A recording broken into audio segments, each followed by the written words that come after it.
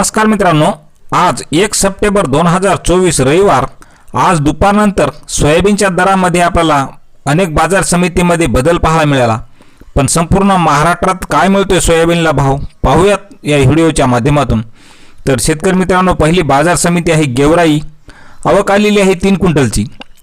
कमीत कमी दर मिळाला 4100 रुपये, सर्वसाधारण दर मिळाला 4100, तर जास्तीत जास्त दर मिळाला 4200 रुपये। पुढील बाजार समिती आहे परतूर।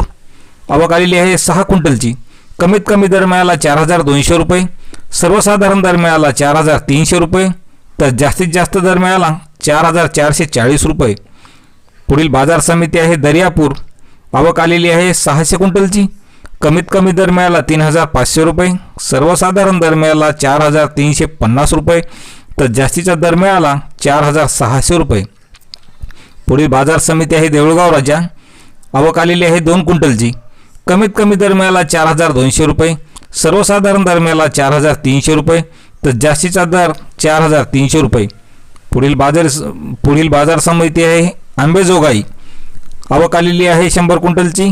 कमीत कमी दर मिळतोय 4450 रुपये, सर्वसाधारण दर मिळाला 4450, तर जास्तीचा दर सुद्धा 4580 रुपये। पुढील बाजार समिती आहे किल्ले धारूर। आवक आलेली आहे 7 क्विंटलची। कमीत कमी दर मिळाला 4190 रुपये, सर्वसाधारण दर मिळाला 4300 रुपये, तर जास्तीत जास्त दर मिळाला 4341 रुपये।